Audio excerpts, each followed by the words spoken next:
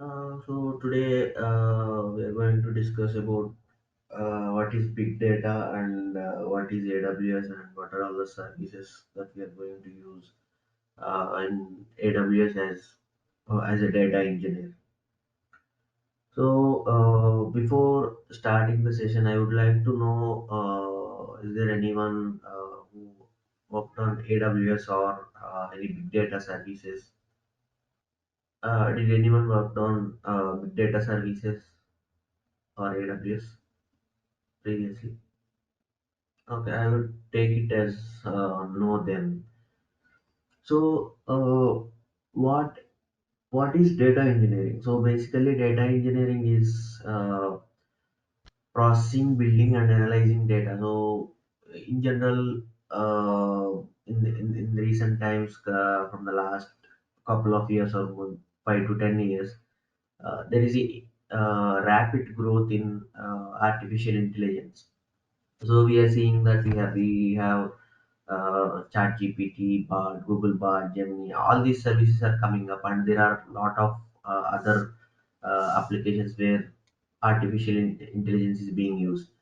So uh, and also along with artificial intelligence, there are a lot of applications which are growing exponentially.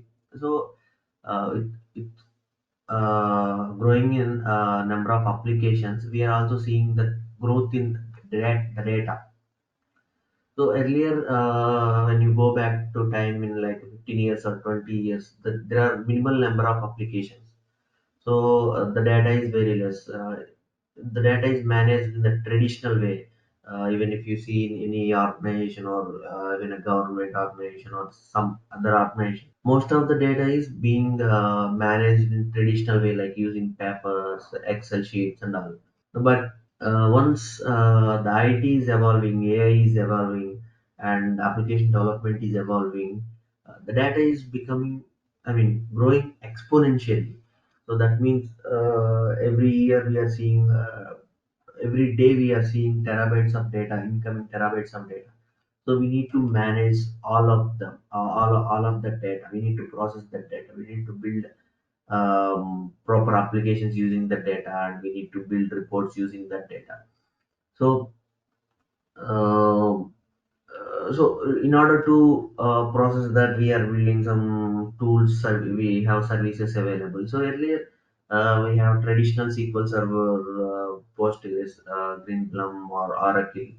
We have these traditional databases where it is using some uh, like your own servers. You will be having some your own servers, and you will be creating some databases in there, and we'll be storing the data in those servers. You are processing there, building that data there, analyzing the reports. I mean, building the reports and analyzing those, and doing the business in that on-premise servers itself. So, but that requires uh, lot of maintenance. So you're owning your own servers, right? So that requires maintenance of that server, maintenance of that database, and everything. So that's traditional way. That is the first step in data engineering. I mean, uh, before evolving of this cloud and big data, that is the traditional way where we are maintaining the servers, the database, and uh, handling the data in on-premise server. So once the data started becoming huge, I mean, once the data is growing, those traditional SQL Server or Oracle is not sufficient to process the data. So they might be sufficient. This traditional databases might be sufficient to handle data till terabytes. What if the data is growing in petabytes, like a 10 TB of data every day, or 100 TB of incoming data every day? So those cannot handle the processing because the number of nodes will be restricted. So the server might be having only 4 nodes, 8 nodes, or 16 nodes, but we need more than that to process this much huge data. So that's where big data comes into picture. So we have how to map, reduce, introduced later on. after some time. So Hadoop is a file system. MapReduce is a type of jobs where we are running our Spark application.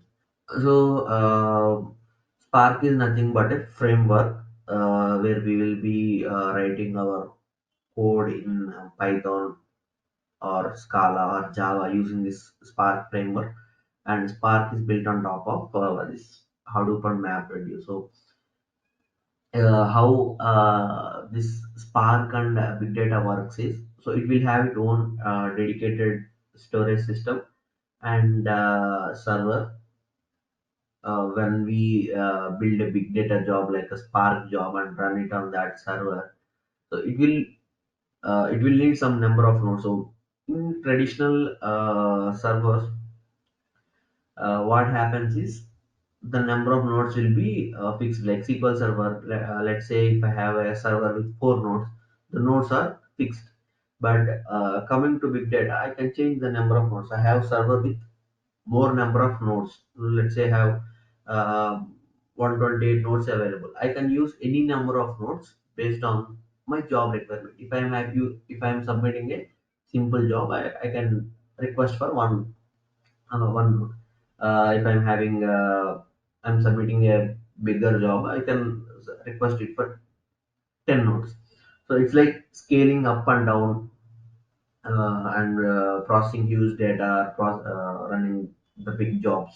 So that's why it is called as big data. So we'll be doing processing for huge data, building reports on huge data, and analyzing all those.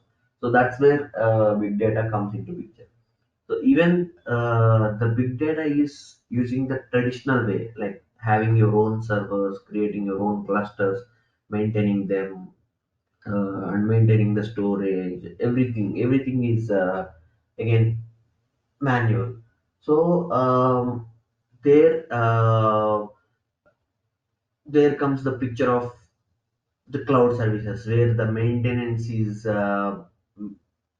less. I mean, AWS will be maintaining the storage, I mean the amount of storage, the number of nodes, servers, clusters, everything will be maintained by AWS services. So uh, what we will do using AWS is we just request this resources that we need. Let's say I'm in a need of some 10 nodes to run a Spark job. I will just go there, create a glue job, and request 10 nodes from AWS resources to run that Spark glue job. And AWS will be providing me that 10 nodes and I will be running the job. But in traditional big data, if I need to use the 10 nodes, I need to have my own cluster with the 10 nodes, and I will be creating a cluster, and I will be submitting my Spark job in there. So, as we discussed, big data was introduced when the data volume is getting increased exponentially. So, it will be able to handle a lot of data at a time. So, it will become easy if we are processing huge data at a time. So, it will be easy for business analytics to make decisions, or will be getting real time analytics. So, even further back, let's say if you want to process the 10 TB data in SSIS, it will take some time. Like it might take 2 hours, 3 hours, or 4 hours. But in Spark, it might take only 5 to 10 minutes based on the job size, data size, and everything, considering the scenarios. So that's where the reports will be built on real-time scenarios. So building a report on the data which was processed for 5 hours compared to building a report that is processed in 5 minutes. So there is a lot of difference, right? Between 5 minutes and 5 hours. So SQL Server is taking 5 hours, and SSIS is taking 5 hours, and big data is taking 5 minutes. So the processing time reduced. So we will be getting the reports in real time, like in 5 minutes only. Earlier we used to get in 5 hours. Now we are getting in 5 minutes. So that reduced a lot of time dependency, and it became the real time.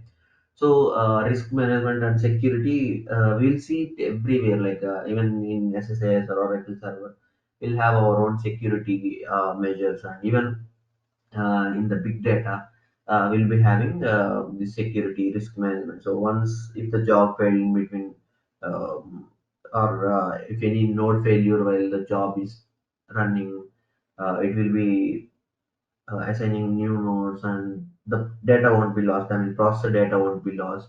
Uh, the data replication will be there, and everyone cannot be able to access those nodes. We have these security measures implemented, and we can further implement our own security measures. So, is everyone clear so far? Hello, am I audible? Hey, yes, Srikanth. Yeah. Is it clear? You want me to go in this way, or you want me to change the way of discussions? Yeah, it's clear, Srikanth, as of now. Okay. So we are not going in depth of any topic today. This is a demo session, so we won't be going much deeper. So we are just uh, discussing on a high level note of everything. So what is data engineering? What is big data? What is AWS service? And we'll be discussing one or two AWS services there. So as we discussed, with the growing amount of data, we have some challenges like storage cost, security, data quality, governance, network, everything. So we'll be facing a lot of issues. So to resolve all of them, I mean to rectify all of them, uh, we have big data introduced, and everything is taken care in big data. So as we discussed, if a job is taking 5 to 6 hours in SSS, that data, I mean that processing will be reduced when we run the same job in big data, and the management will be very much less. So infrastructure, we will be facing infrastructure issues and data security. So so if the data is growing exponentially, so let's say today I'm getting only 1 TB of data every day, so I'll be receiving 1 TB of data, so the data security can be implemented. So after 6 months, the data, uh, the incoming data size is increased to 100 TB. So in that case, there might be a possibility that we might be uh, compromising our storage system, or some other persons are using, some other users in the same organizations are trying to access the same data. I mean, some data which he should not access. So that we need to take care. So there are a lot of constraints. So we cannot confirm. So there are scenarios where one user is having access today, and he should not access some incoming data in future. Like let's say for 1 TB of data, incoming data, he should have access. So in future we might be seeing 10 TB of data from different sources or different applications where the user should not access. uh, so in that scenarios we need to implement additional security measures. So these kind of things, when the big data is growing, we need to see, we need to handle. And the network bandwidth and latency. So as the data is increasing, while processing will be shuffling the data in between nodes, even in SSIS or somewhere we'll be having data partitions, right? So while processing or doing some joins or aggregations, the data will be shuffled across nodes. So those if the data is very much huge, that shuffling will take too much time. So if your node is having only some memory and the data is very much used, that shuffling will take time. The network will not handle it, and the latency will be increased. So for that also we need to have a scalable thing.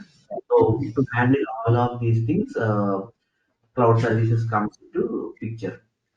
So the scalability, network latency, all these will be reduced once we come into uh, AWS. So what as a data engineer, what we are going to do in general. Uh, what data engineers do is data engineers build data pipeline. So if it is a data migration service, let's say in recent times, most of the organizations are moving on-premise system to cloud system, where their existing system might be somewhere um, SQL Server, Oracle, or somewhere in traditional. So now they wanted to move from traditional on-premise to cloud service. So they need to build this data pipeline to move existing data from on-prem server to cloud service.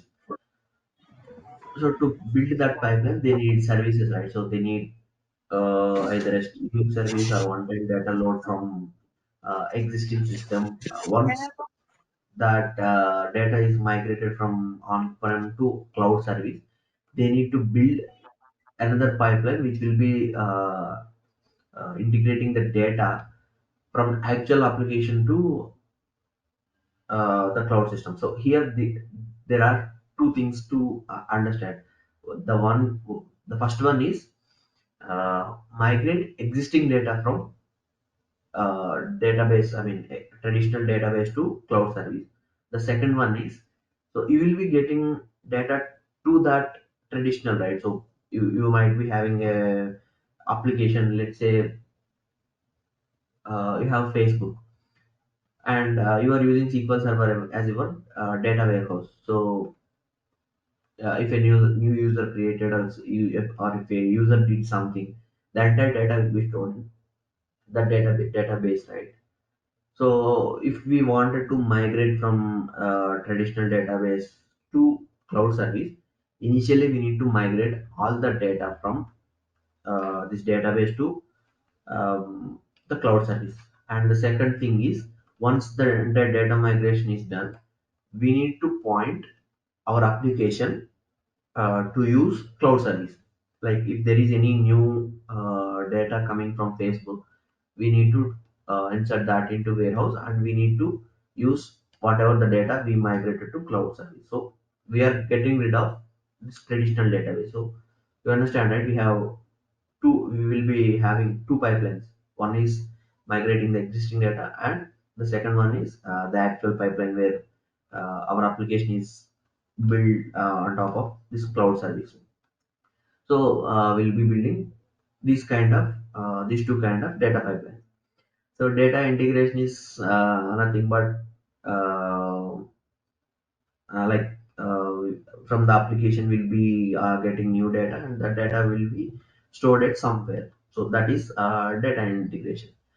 Infrastructure management. I mean the services we need to use, figuring out the services we need to use, and creating those services in the cloud or on-prem, and database design and optimization. That's the basic thing we need to do. Like we need to build the things, facts, tables, right? So we need how our database should look for the application.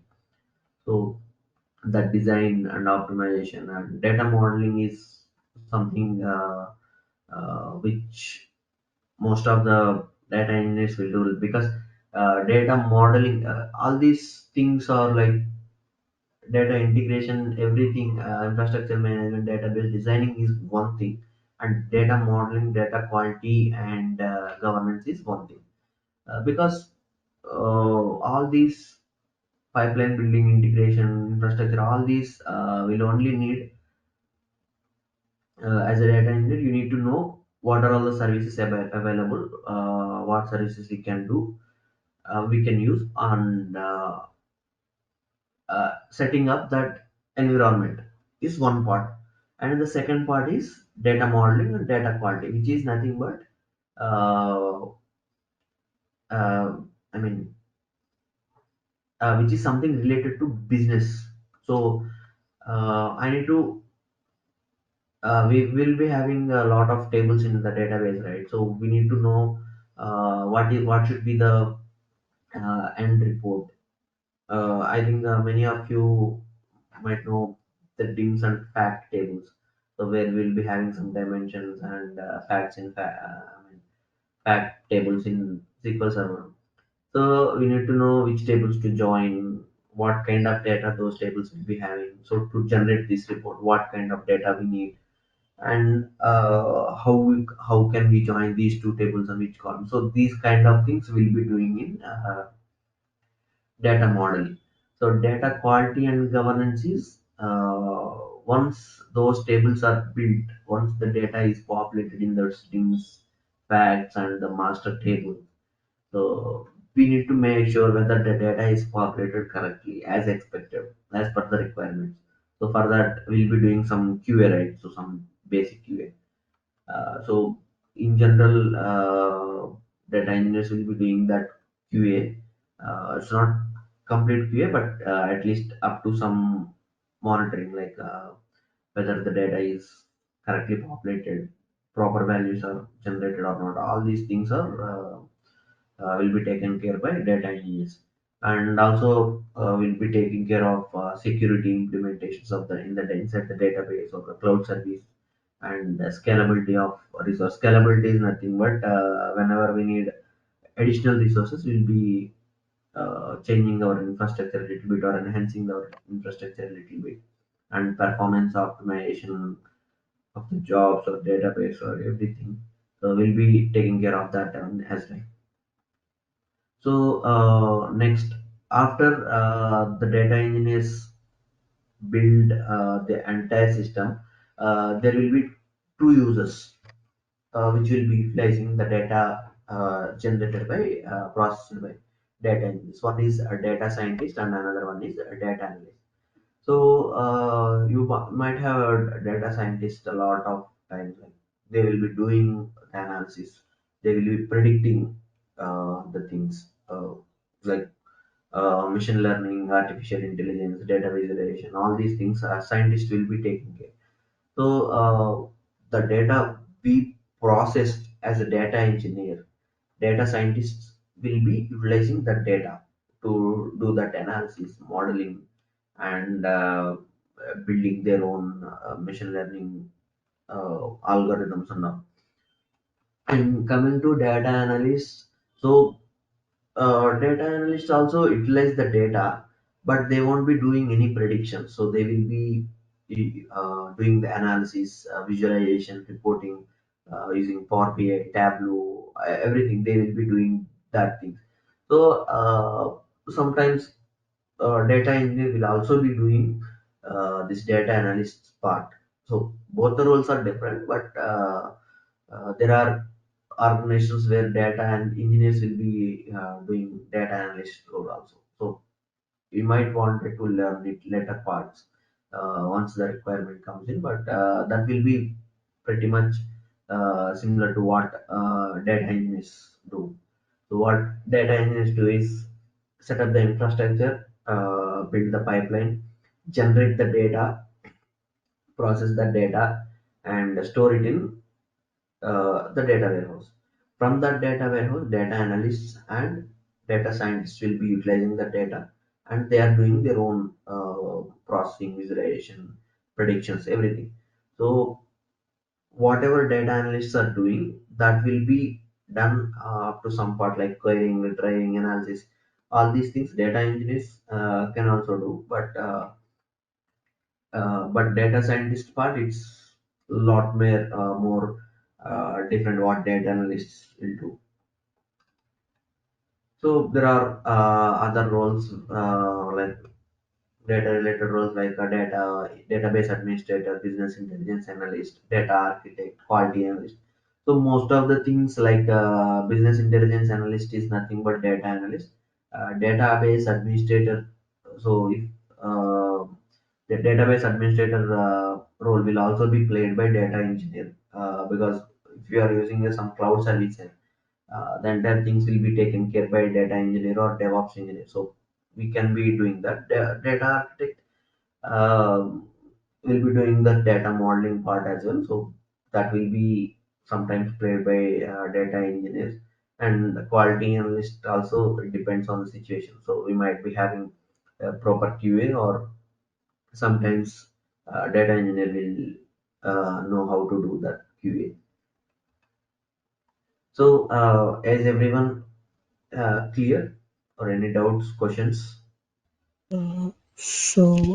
Shrikant, this is Srinu. Can you hear me clearly? Yes, yes. So my point in my case, so I just wanted to have, I wanted to have some questions regarding this entire coursework, how you gonna explain and all. Okay. So what's my point of view is like, are you going to teach this service by service? Are you going to create some project based scenarios and you're going to explain the services in the project and you're going to feed So us with the. the initial plan is to go service by service. Mhm. Uh, it might change depending on the inputs given from you. So if most of the people here are needed to know like the real time scenarios, we can go it in that way as well. I mean, Okay. at the end of the day, once we are done with the service, we will be doing some real-time scenarios. I mean, So as how many creating. real time scenarios can we expect from the course end point of view? So,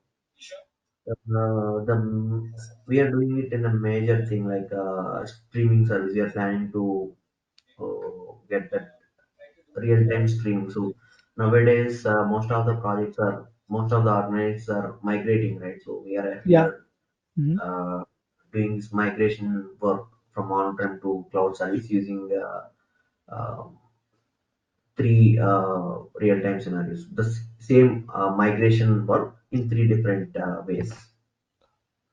I mean, And using different yeah. services. Okay, so we can expect at least like like 5, 6 scenario-based projects from the course, and As of now, as I mentioned, we got one scenario, right, the migration, and that will be covered like other things like big data, job development, streaming, and other using data migration service. We have this AWS services where we will be using most of the time we will be using few services. So those things will be covered. So if you have if you want to um discuss about any real-time scenario, you can bring it up and we can discuss it. So uh, I need to get some time, right? So before discussing about the scenario, we need to analyze that one from my side. y- If you have yeah, any idea, you can share and we can discuss on that as well. all right, that's good. And one more thing, I just wanted to make sure about this. So we are staying in United States, and we were like eagerly waiting for the job opportunity in case something happens. Like we wanted to pick it up very quickly. Okay. So what's my point of view is like at how much point, how much level of point that we're going to make it for an interview, kind of, you know, how much time we're going to spend on the interview point of view to prepare for this. It's like, So if it is solely for interview, mhm. uh, no one will be asking like do this and in the interview, right? So they won't Yeah, be yeah, expecting you to do hands-on in interview. So they will be yeah, expecting you to answer theoretically. yeah, So the first thing is uh, if they are going to ask any scenario based question. So for that scenario, you need to know what kind of services we can use. At least yeah, two services yeah, maybe if available. yeah. Let's say Mm-hmm. if you are consider the migration from on-prem to cloud service. If they are asking any questions on that, We you use need to know. RTS data migration. Yeah, to, so, Yeah, you need to know we can use Kafka, Glue, Kafka, and I mean solely Kafka as a third-party service and storage in AWS. You can use AWS Glue. You can also use a DMS for migration, real-time migration, and also you can use Kinesis. You can use EMR. So we have a lot of services. We can use them independently. We have four So or five approaches. So you need to understand like that. So they're asking what are the ways that way we can migrate from on-prem to cloud. You need to mention we can use when these are all the services based on constraints like cost, maintenance, all these things. We can go for any service. That kind of understanding we need to have while if you are preparing for interview. okay, and like apart from the AWS services, what are the other services we're going to learn from this? So it will be mostly AWS only because Okay, we are expecting we might be having some big data knowledge and SQL knowledge. So those will be sufficient for learning this AWS. so we are not going to involve in Scala and all this Kafka and all. No, those are different, right? Yeah, I just wanted to make sure about that. A database also. No, that is from Azure. No, we are not. Actually, So, AWS on database is this It's no, course. it's no. Azure is different, AWS is different. So we have Databricks in Azure, but Data lake we have, means also including or not. yeah, data lake we will be discussing. What is data lake? What is lake house? We are discussing those. Okay, actually, I want to not a theory in particular. Yeah, Databricks is different, and how Databricks is in Azure, we have Glue in AWS. So both are similar, but both are in different clouds. Databricks, Actually, an EDA in database and data lake. no, Databricks is completely different. Databricks is related to Azure. It is not Actually, I am related to. working in project. I am working project in data lake, but we are going to Databricks as same data in copy or paste. Uh, so data lake. Uh, so it is a concept where we are going to use everywhere, like in AWS, Azure, Google Cloud, everywhere. We can build data lake, but Databricks is a service where we are going to build our jobs. So data lake is a place where we are storing our data and building our data. Databricks is a place where we are utilizing the data from data lake or creating jobs that will build this data lake. Okay. Which how are we going to practically build any pipeline uh, like we do in the Databricks, and what tool we'll use for that from Sorry, AWS, not Databricks? not able to hear you. Can you speak a You little bit can't hear loud? me? Yeah, yeah. Okay. So my question is, if we are not using Databricks, so Databricks is generally used to build pipelines, and here in AWS, what tools we are using, and are we going to cover any tools and practically doing hands-on of creating one example pipeline using AWS services? Are we going to do that during this course Yeah, so we that we can can do do that. hands-on? So there is nothing to do with the Databricks in AWS. We don't have that service in AWS. So, but AWS have Glue, which is similar to Databricks. So Glue So will be used whatever, to build a pipeline job, uh, right? like I said, we can use any service. We can use EMR. We can use Glue. We can use DMS. We Okay, so my can. question is, in part of this course, what is the plan? So Do we have an example pipeline going to be built, and with yes, that we can we have practice and one. We have one pipeline in plan, but that requires some cost. Like the services are a little bit costly. I mean, it requires some cost, right? So we need to take care of that also. So we are coming up with a plan for building that pipeline. okay. So we are doing that migration pipeline. Migrate one again for migration pipeline, we like you said, the migration pipeline is from on-prem to cloud. So Yes. on-prem, how are we going to do it practically when we don't have on-prem system? So Will you we can just be have your taking own. files as input? You That's it. can you can have your own SQL Server installed in your local machine, right? Okay. We can use that as on-prem. We can just create some basic tables there, and we can use that test tables there. We Okay. can use that So as a database migration. yes. Okay. You can just install SQL Server on your local machine.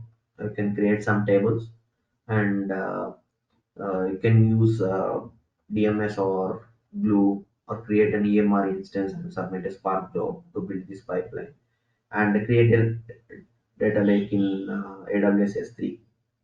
And if you want, you can also create a warehouse in Redshift or somewhere, and you can build that pipeline end to end. But few of the services are costing us. Yeah, Redshift. Yes, Redshift is will include cost. Yeah. So we are seeing what other services we can use to get you to get you people the hands on like more hands on so that it won't cost more. So we are exploring on other services also.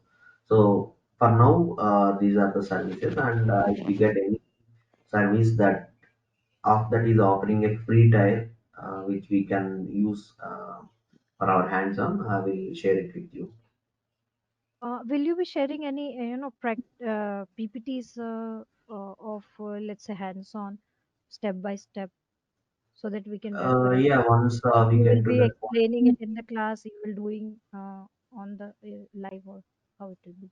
yeah, we'll be doing both. So once we get to that hands-on point, we'll be showing it in real time as well as we'll be sharing with people. And one more thing, Shrikant. Hello. Yes, yes, yes. Yeah. So at some point of time after this course and all, after this course, we'll be able to give this data engineering associate exam. It's like it's gonna to the main version is gonna to release in April. So we'll be capable of giving that exam. So which exam? Sorry. So data engineering, AWS data engineering, it's going to release in April, the main version. Now its beta is going on, so the main version is going to release in April. So we'll be capable of giving the exam. AWS data engineering certification you're talking about? Yeah. Yeah, you should be able to clear that exam.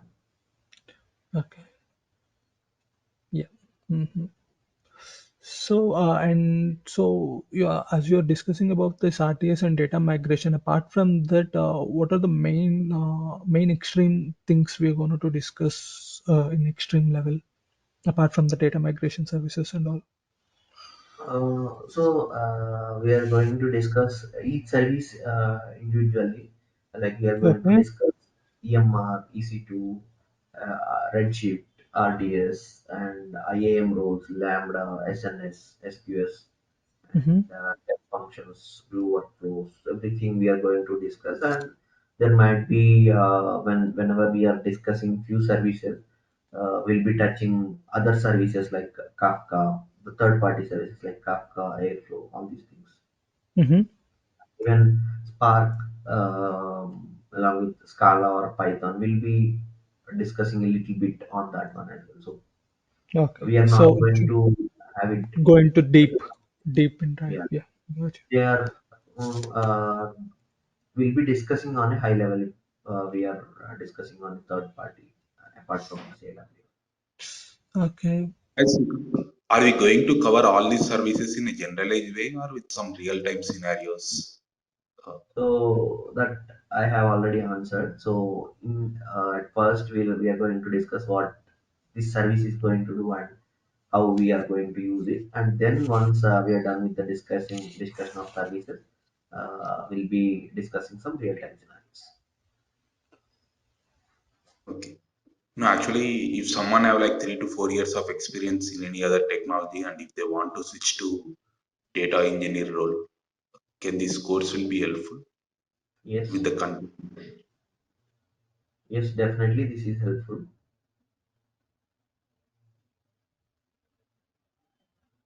Also, I have a question on timing. I mean, the duration of the course. So, I think it is a 45 days course, and looking at the content, it looks quite overwhelming. So, is it going to be covered within 45 days, and Yeah, then yeah, including the hands-on? yeah, 45 days would be sufficient for all these topics to discuss and hands-on. So if there is any extension, we can do. If 45 days is not sufficient, we can take it slow and we can extend it further. Okay, thank you. Yeah, 45 days would be sufficient. Okay. So, so my question is, Srikanth, will you give excess of time if in case if you need any other information related to the ongoing program, the ongoing project if you are discussing about? Sorry. So will you give some excess time if in case apart from the class, will you give some excess time if you wanted to discuss a project related issues? If the ongoing, we need some more practical experience apart from the class. Yeah, if you have any doubts apart from the class, if you get any doubts or something, you can just ping me or ping in the group if any group is ever created. You can ping it there or you can ping me. I will be available. So are you working from India or else like you're working from any other India? I'm working from India. Okay, gotcha. So is there any other person who's going to take care of this course as well? Like you said that we are planning to do that. So this is your Uh, coursework or else like someone also will be involved in this course? Currently, I'm the only one taking care of it because involving multiple people might confuse you. So I Yeah. might be discussing one topic today, and so other person will be discussing it in a different way the next day. So it will be very much confusing. So for now, the plan is to uh, I am the plan is I will be taking care of this entire course. So if Okay. any other person is involving, I will let you know in advance. Right. Yeah, I have a question, sir. Do you have any real-time project so we'll be able to put in our resume, except from the real-time migration project? Do you have a different project? Yeah, we can. Uh, So whatever the real-time scenarios that I'm going to discuss in these topics is the real-time projects that I have already worked on. So I have worked on a couple of real-time AWS projects, which are migration only. So those are already work projects, so we can tweak them a little bit and you can use them in your resume. Yeah, any other questions? Yeah. So tomorrow, in this tomorrow session, what you're going to cover? So we are starting from the beginning. So tomorrow might be the first session. So we'll be starting what is AWS and why AWS. So from that point we'll be starting. So Okay. if you have any suggestions, so we need this one as a priority, you can share that and we can tweak our course a little bit. So if most of the people knows what is AWS and why AWS, we can straight away go into services. All So right. Yeah. it all depends on how you are going to take it. So how most majority of the people. All right. Yeah.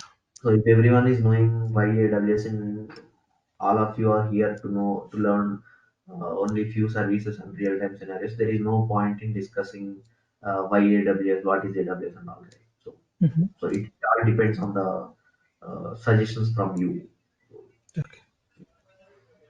and we Uh, are also expecting those suggestions. Srikant, can you please explain bit of your professional background experience and the type of projects you worked so far? Uh, yeah, so far I have worked on like four projects from the beginning of my career. So it's around 6 years of data engineering. I mean, I'm completely into data engineering from the start of my career. So from the initial days, I started working on big data. So for the first things like uh, all the four projects are migration projects itself. So the first one is migrating from Greenplum to AWS Cloud and Snowflake. So that is done using third party like the big data Hadoop and big data services. And later on, I migrated another cloud from Oracle to AWS. Third one is again SQL Server to AWS using Kafka. And the final project is um same my migration from SQL Server, I mean RDS to Redshift using AWS Glue, Lambda, and SNS, all these other services, using other services, mainly focusing on AWS Glue. So here are there, I have used almost all the services that a data engineer is using in AWS. I think I have used all of them. I work with Spark, Scala, PySpark, Snowflake, Redshift, Oracle, SQL Server, and yeah, all of them. Programming languages, Scala and Python. As data engineers, we only need only mostly Python, and SQL is the main thing that everyone should uh, have knowledge on that one. So I have used SQL every each and every project.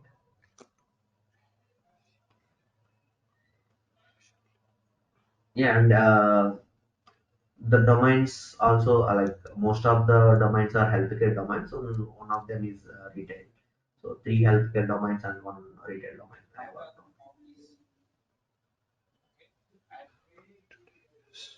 So maybe that would be good for today. Shrikant will discuss some more tomorrow. So I just wanted to know whether the timing is fine. Yeah, it's Uh, absolutely. It's like for me, it's okay. Like I don't know the rest of the team. so 8 a.m. IST is fine for everyone. 8 a.m. IST, you mean? Indian time. Oh, Indian time IST. So this is the same time you're gonna do like half an hour. Yes. Yeah, Yes. yeah, yeah. Any Hello, questions? Yeah. hello, Shrikant. Yeah, this is Komal here. I have another question related to data engineering. So, I want to know like how much market is with Azure and how much is with AWS, and if someone has already done Azure data engineer course or classes, what will be the common things and what like for example I can get out of it? Will it be an add-on? Is there any common tools which is available which is used across the three cloud? So that is my question. And if someone has already done let's say AWS solution architect associate, and he was into Azure data, he did Azure data engineering course, so for example me, and if I Okay. want to now do Azure AWS data engineering course, will it be helpful? Yeah, so this is my position. I just want to know the market also, and like yeah. Yeah. So we have three cloud services available: AWS, Azure, and GCP, which is Google Cloud.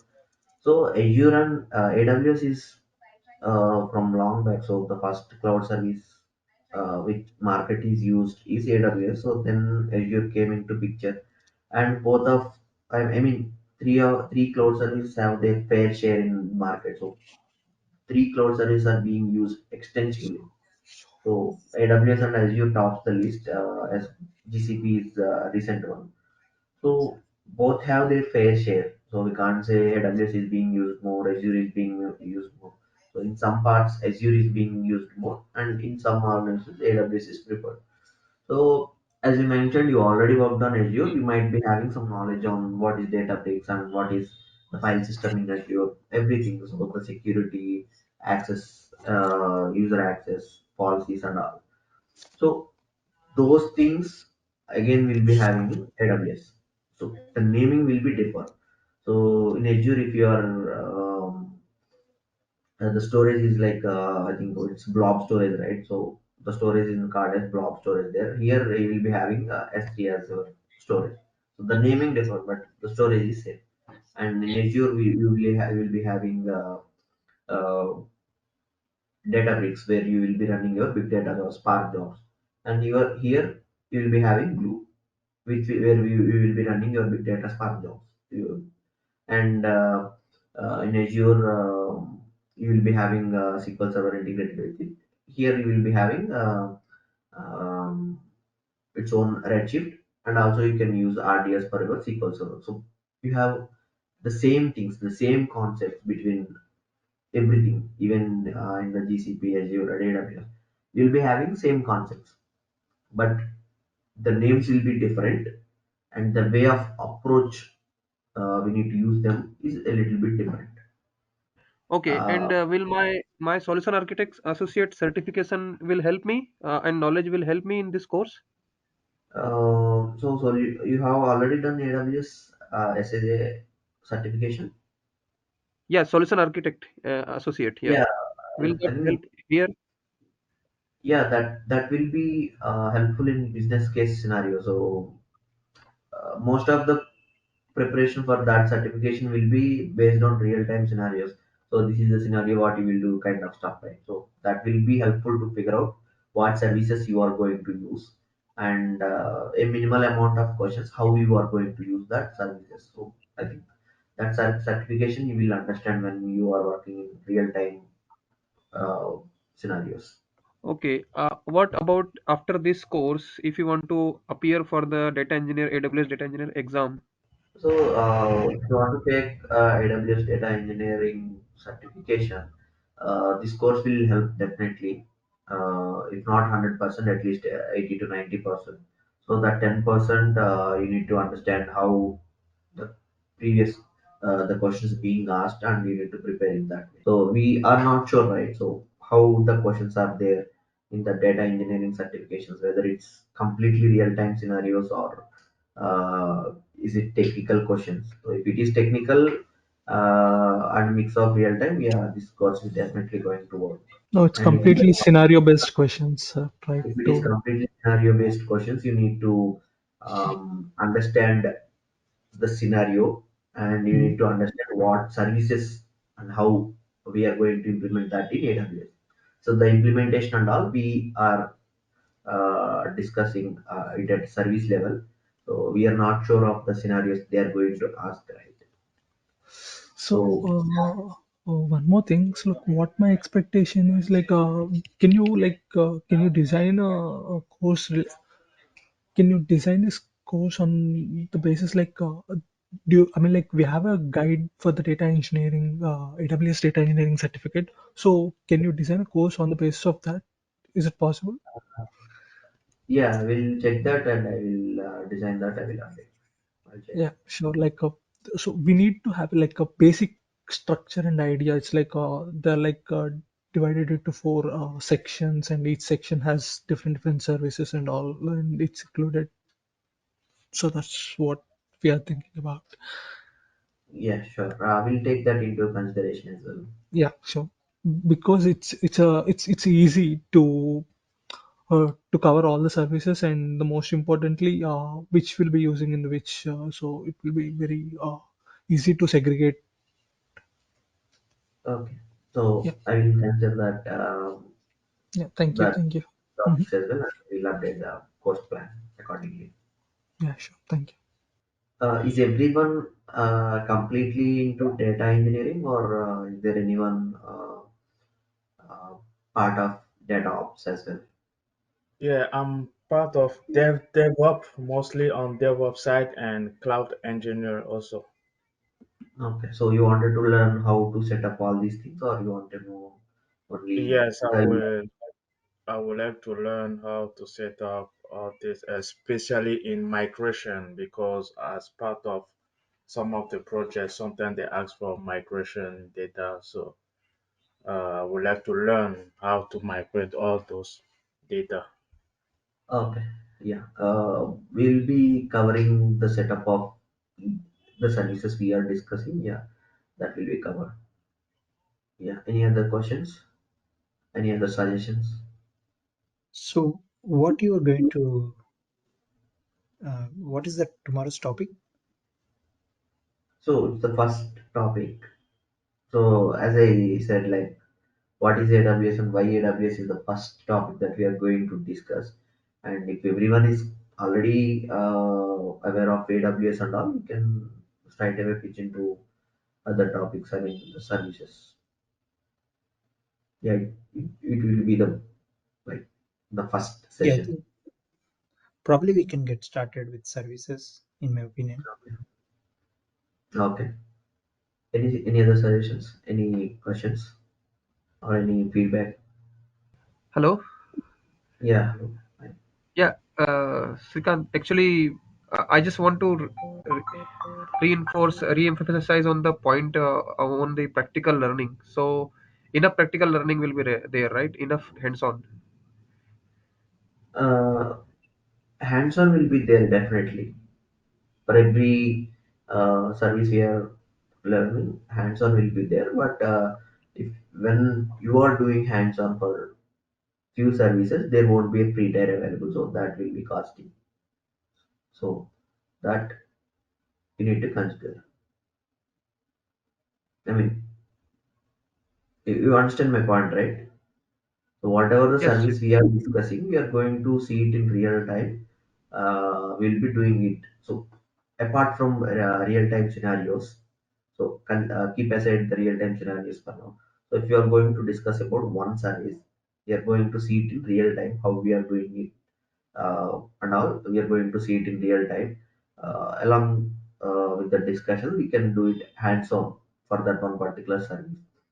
But few services won't offer any free tier. So if you are creating some EC2 instance, we are not getting any free tier. So that will be costing us. So while doing hands-on, we need to keep in mind whether it is free tier or not. Okay, okay, okay. Any questions? Any other questions? When is the actual course is going to start, Srikant? Like by tomorrow, or it's like you're going to do two more demo sessions and you're going to start the course. So actual sessions will be starting from tomorrow. Any other doubts? Or is everyone fine? Uh, if we are fine with all the questions and doubts, can we close this? Or do you want to discuss anything else? Yes, Srikant will close the session for today and we'll discuss anything. Okay, sure. Thank you then. See you all. Bye.